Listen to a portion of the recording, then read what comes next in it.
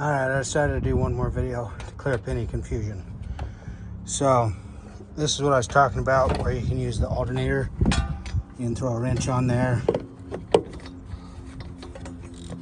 and spin that. And if your belt's tight enough, it's going to spin your crank.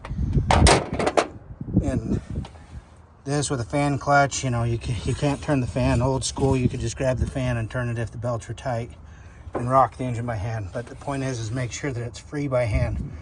So I've already done that. Spin it around a couple times, a couple full revolutions, make sure that nothing's clunking or binding.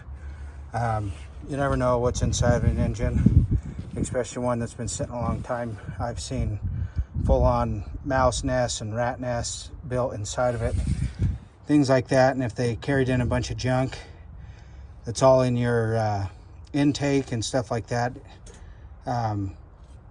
anywhere that they've gotten into the engine, whatever the exhaust, if they packed a bunch of stuff in your cylinders, things like that, you go to crank it and all of a sudden it stops.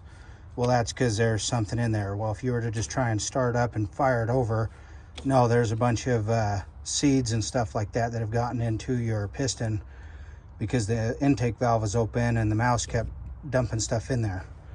So anyway, and that's a good reason. If you've got, say, like a glass pack or straight through muffler and it's going to sit in a barn, put screen over the exhaust, heavy duty screen over the exhaust, and make sure you've got the air filter on. Don't leave anything open. Anytime anything sits, don't leave it open. Even if there's hoses, make sure to tape them off. Anything like that, they'll get filled with dirt, junk, bugs, those little hornets that make little mud nests and stuff. I've seen so many things over the years. It's crazy. If something's open on an engine, it's going to get something in it that shouldn't be there. So anyway, I just wanted to clear up spinning the engine over. So I've got all the spark plugs out on this side. I sprayed WD in all of these. Other side, got the battery hooked up. Now I'm going to go around and I'm going to just crank the engine over. Nothing else. All the spark plugs are out. Make sure it's in neutral. Got to push on the clutch and crank the engine.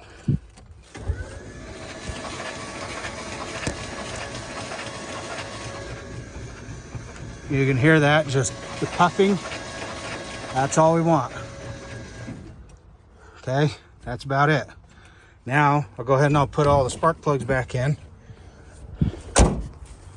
I can go ahead and I can put all the spark plugs back in, and then I can put fuel to it now and try and start it.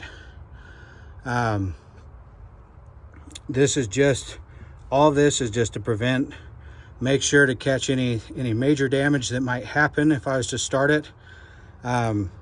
Pre-lubricate and oil all the internals of the engine before I start it. This just helps preserve the engine and help, even if I have to pull it out and do just the engine seals, well, that's cheaper than having to pull it out, do rod bearings, main bearings, the whole 9 yards. You see what I'm saying? So the whole point of this is just to try and help save you some money, some time, and some headache. This particular project had the cracked firewall where the clutch master cylinder was. So I had to gut the dash, the firewall, put a new brake booster in, a new master cylinder, a new clutch, master cylinder, and I had to put the bracket in, just in case you're curious. On these 80s through 90s, this was a common problem. But there's, the firewall cracks out, and there's a bracket that you can buy from like Jeff's Bronco Graveyard. I don't know if you can kind of see it there. You can see the bracket is the silver, and then the firewall is the regular color. That bracket goes all the way up around and clear up there, bolts up where the clutch is.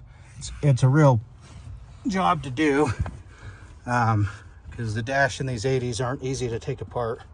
They're just, I mean, it's easy. It's just a lot of complicated pieces that have to go together just right. But anyway, like I said, I know this is This isn't an FE, but the concept that I'm trying to get to the new guys that I've seen asking questions on the group, this is just conceptual. I'm just trying to give you a concept. Does this mean that you do these things and your motor is going to be perfect? It's going to run perfect? Absolutely not. This is just trying to do something preventative to at least get the internals lubricated before you start putting fuel to it and spark, and might end up causing a catastrophic malfunction that maybe even renders your block useless. So that's all this is. So take it however you want. Just good luck to you on your project and have a great day.